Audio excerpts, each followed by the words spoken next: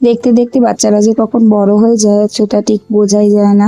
আর এদিকে আমার ছেলেরাও যে এভাবে আস্তে আস্তে বড় হতে যাচ্ছে, আর আমারও তত টেনশন চিন্তা সবই কিন্তু বাড়ছে। এদিকে দেখো আমি বিছানাটা তাড়াতাড়ি করে গুছিয়ে ফেললাম, কারণ আমি আমার বড় ছেলে তো সকালবেলায় উঠে পড়ি, ভোরবেলায় যখন আমাদের মুরগিগুলো ডেকে ওঠে যাই হোক তখনই আমাদের ঘুম প্রায় ভেঙে যায়। আর তারপরে উঠে ছেলে পড়তে বসেছিল, আমি পুজোর কাজ সব সেরেছিলাম, আজ ছিল বৃহস্পতিবার। তো এখন চা কফি সমস্ত কিছু খাওয়া প্রায় শেষ। আর ছেলেদের জন্য আমি এখানে শেক বানিয়েছিলাম। A for apple, B for ball, C for cat. পড়ো 1 2 পড়ো তো, আঙ্গুল দিয়ে যে 1।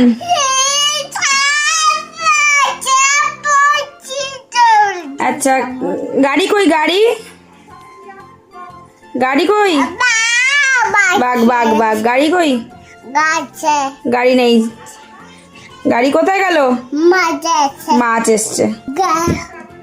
ছেলেকে দিকে খেলছে, পাশের বাড়ির এক মানে ওর সম্পর্কে কাকা হয়, তো তার সাথে প্রায় 1 বছরের ছোট বড়। আর এদিকে আমার বড় ছেলেকে একটু দোকানে পাঠিয়েছিলাম, ও গেছিল দোকানে, নিয়ে চলে এসছে বাজারটা। আর এদিকে এসেই ওর দাবি হচ্ছে মা আমাকে গ্লুকন্ডি বানিয়ে দাও, তো ওই জন্য ওকে গ্লুকন্ডি করে দিলাম। এদিকে স্কুলের টিফিনটা আমি গুছিয়ে দিচ্ছি। আজকে দিয়েছিলাম স্কুলের ড্রাগন ফল আর দিয়েছিলাম মৌসম্বি লেবু।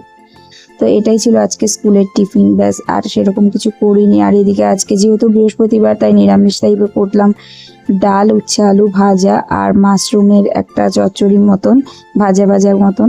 আর এদিকে করেছিলাম আজকে একদমই প্লেন হালকা রান্না, আর গতকালকের একটু বাঁধাকপি ছিল, তো সেইগুলো দিয়েই আজকে খাওয়াটা হবে।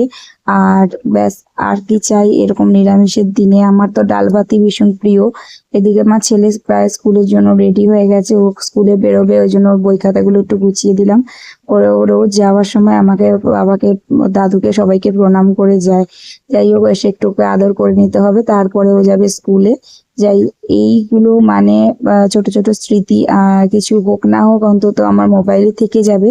ও যখন বড় হবে যদি চায় দেখতে তো দেখতেই পারবে। এদিকে আমার শ্বশুর মশাইও চলে গেল অফিসে, আর আমিও লেগে পড়লাম আমার রান্নার কাজে। এই যে এখন কাটা তো হয়ে গেছে রেগুলার আমরা এসেছে, আমার শ্বশুরমশাই সবজি কাটে। আজকে যেহেতু তেমন কোনো রান্না বান্না করিনি তার জন্য আমি নিজে হাতেই আজকে সবজিটা কেটে নিয়েছিলাম। তো হালকা রান্না ছিল, সকাল সকালই সমস্ত কাজ প্রায় শেষ হয়ে গেছে। আর যার জন্য একটু বসে রেস্ট নেওয়া, গল্প করা এগুলো তো যাবেই, কারণ তাড়াতাড়ি কাজ হয়ে গেলে না বেশ একটা আলাদাই মানে ভালো লাগা থাকে, আর মনটাও ভালো লাগে। তারপরে একটু গান টান শুনি, ব্যাস আর কিছুই চাই না এই জীবনে।